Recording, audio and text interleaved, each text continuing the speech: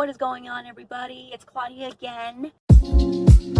I wanted to make this video to show you guys a little bit about my day and how it is that I handle my online classes, ASO, AITC, and also Region 10.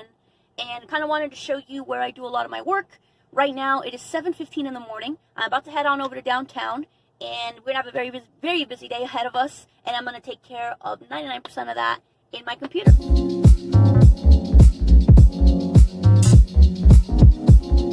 Just got a message from Eric Merez, who's the chair of Region 10, who is also a student at City College, and I sent him a message last night letting them know that I'm going to be in downtown and that I would really love to stop by City, since that is actually the one community college I haven't stopped by to check out this year. I've been to Mesa, I've been to Cuyamaca, I've been to Grossmont, I've been to Imperial Valley. Just haven't quite made it to that one yet.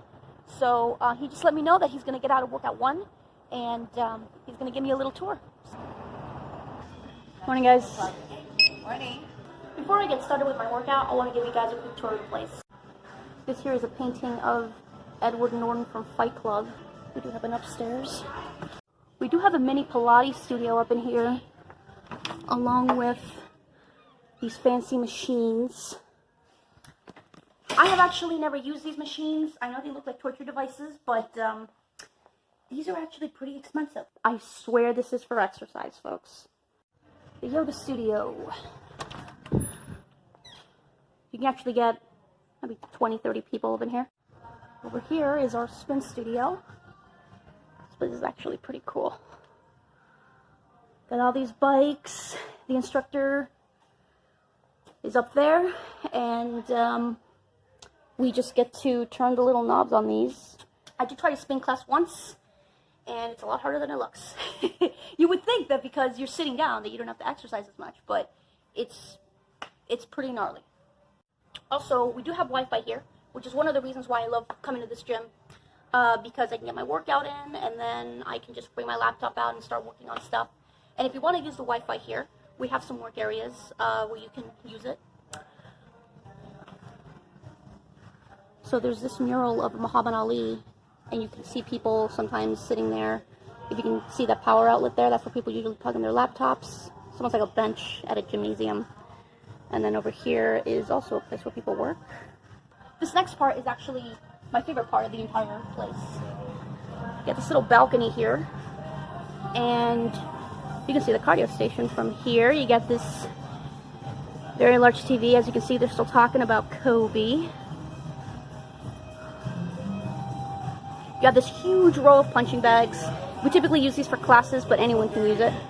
And then I'm going to be down there in a second.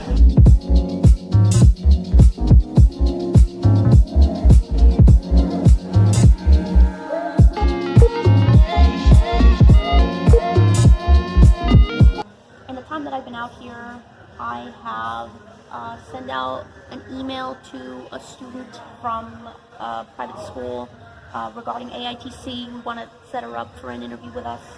I got a chance to update the AITC Instagram as well as the Region 10 Instagram.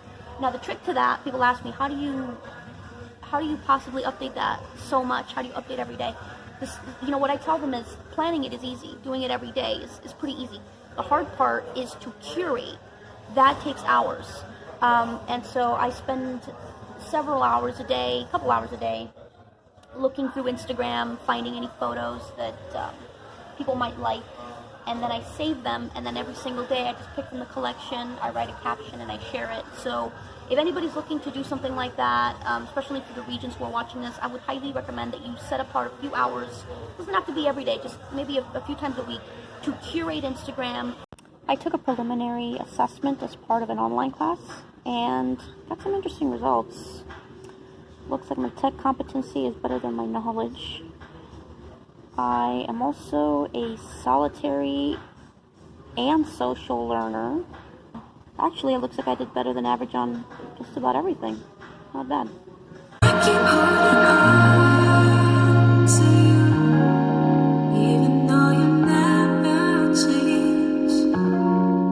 I've arrived at City College.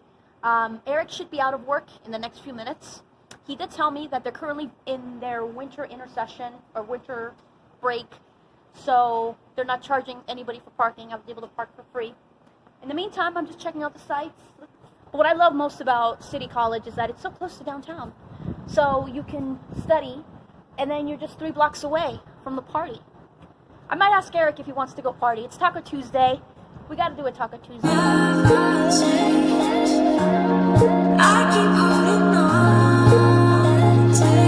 For the longest time, City College did not have a cafeteria.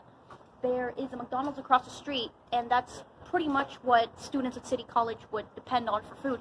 But I want to show you guys something. They recently added something that I'm actually kind of excited about. That looks like a cafeteria to me. And it's coming soon. While I'm waiting for Eric, I want to share with you guys a few tips that I use to balance ASO, AITC, online classes, and Region 10. The first tip that I have to share with you is to treat your weekends like weekdays. What most people do on a Saturday or a Sunday morning is they get up late, they maybe go to brunch at 12 o'clock with their friends, they do a bunch of mimosas, and then they wake up on Monday morning with a huge hangover. And you don't want to do that. You have to treat your weekends like an extension of your work week. So early Saturday, early Sunday, get up early, go to the gym, take a hot shower, put on a strong pot of coffee, and then grab your stuff, go to the library, and get a homework assignment out of the way. Write up an agenda. Talk to your advisor. Set up a one-on-one. But get something done on Saturdays and Sundays. Number one, because you need all the time you can get. And number two, because by the time you enter school on Monday, you're going to have a few successes on your back, and you're going to take on the rest of the week with gusto, and it's going to carry on into all of your activities. So never take any weekends off. The second piece of advice is to treat your student government projects like homework assignments. You know, what happens is most of the time student leaders work on a project for student government, whether it be an event or a resolution or something like that. They don't really care about the quality, they just care that they got it done. Typically what they do after that is they run for office, and that's the first thing they mention. Oh, I had a part in this, I had a part in that. They never measure the success of what they accomplished. So focus on quality, not just getting it done. Treat every project like it's homework assignment, like you're going to be graded, like this is your final exam. And you're going to find that you get so much more out of every project that you work on, that people actually care about the stuff that you put out there, that people can't wait to see it because they know it's going to be good. And lastly, third tip, be consistent. You know, I see a lot of people who the first week of classes are so excited, and they sign up for every club, and they want to do everything, and they join every committee for about a week. And then after that, you never hear from them again. And then maybe a month or two later, they realize the semester's almost over, and they jump back in again. Do not be that person. Even if it's just a tiny little bit, do a little something every single day and be consistent. You have to treat procrastination like an addiction. And just like an alcoholic or a drug addict would say something like, you know, I haven't had a drink in 14 months. I haven't had a shot of heroin in a week. Whatever that case is for you, you have to treat procrastination like an addiction. And you have to be the one to say, you know what, I've gone 12 months without procrastinating. And every time you procrastinate, you relapse. And it's harder to shake it off. He's here, Eric Merez, everybody. I'm casual today. Nice. Chair of Region 10. He's going to give us a little tour. Oscar's back here. Oscar, by the way, is student body president / student trustee of City. They have these signs on the table just reminding you to clean up.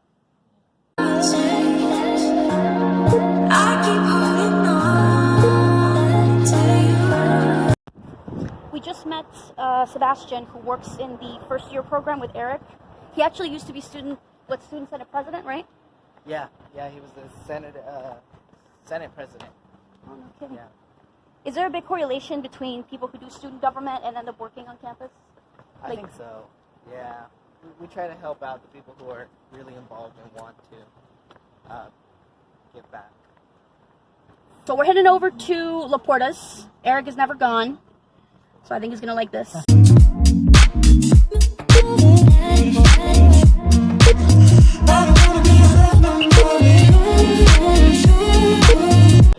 Happy hour doesn't start till 3, so we've just been killing time, eating chips until it's 3. It's in 1 minute. It's in 1 minute. Tacos are here. What do we got there? Carne asada, pastor, and pollo asada. Right on. Oh man, I polished off those tacos. I ordered 4, they gave me 5. Anyway, I think Eric got to try almost all of them except for the carnitas. So, are you ready for carnitas? Yeah. The carnitas are next.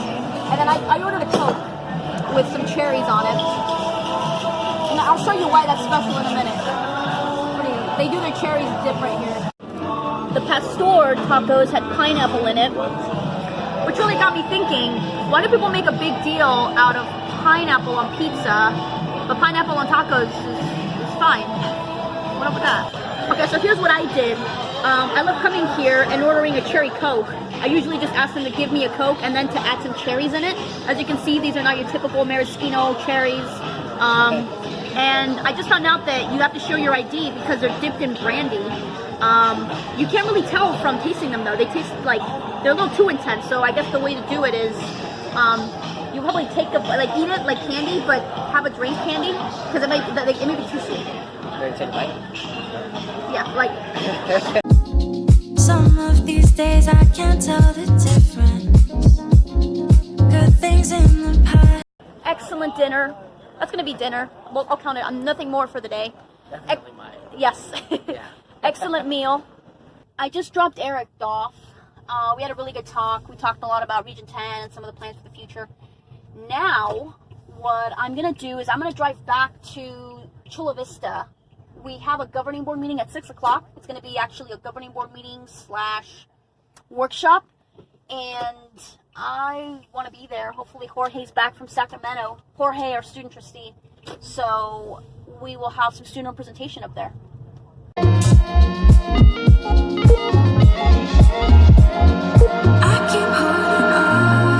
We're back in Chula Vista. It's about 5 o'clock. The governing board meeting starts at 6. As you can see, I got my iconic hat and hoodie on because the weather has actually dropped a little bit. It's getting kind of chilly. I want to show you guys these new signs that facilities just put up. They're maps. I think they're lit. No, they're not lit. But they actually reflect the new numbers, the new number system that we use here. Opening day was today, so for that reason they had to close the library a little bit earlier. I actually didn't take a look at the agenda beforehand, so I'm not sure what they're going to cover during this meeting. All I know is there's a workshop involved, so I'll stick around a little bit.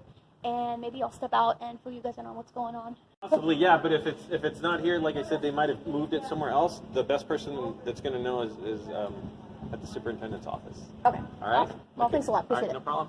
I started peeking around the building because it was pitch black, and there was a gentleman who stepped out and just asked me if I needed something. I asked him what's up with the meeting. Is anything happening? The website said that it was going to be today, in that very building. And there was just nothing there. So he told me there was nothing going on. What I'm going to go ahead and do is I'm just going to head on over to the superintendent's office. We're going to find out if they're moving things around. They may have switched things. But yeah, if they move this meeting and they didn't tell anybody, this is typically where they post the agendas because most of the meetings are happening in that room. And as you can see, this is from January the 14th.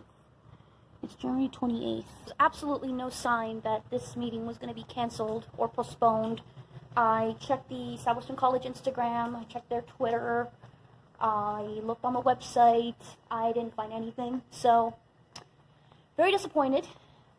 Let's hope that this was just a typo or that they put out something saying, you know, we messed up, we're sorry. We'll see. Anyway, for now, I have to call into the SSCCC communications meeting in about 10 minutes. So I'm going to be signing off from now, and I'll fill you guys in on how that went after the meeting is over. So I had a little family emergency, and I need to rush in here. This was right after I left Southwestern College. I got a message from my family telling me they needed me to come here. Fortunately, everything's fine. But I wasn't able to call into the communications meeting for SSCCC. So I joined as much as I could. I didn't tell anybody what was going on. I didn't want to cause a scene or anything, but I wasn't able to stay on for that long. So right now we're just waiting. It's not that late. It's about 10:40 or 8:45 in the evening. So we're waiting to hear back. So I'm going to call it a day tonight, and I will let you guys know in the next video what is going on. But thank you very much for joining me, and I'll keep you guys posted. Have a good day.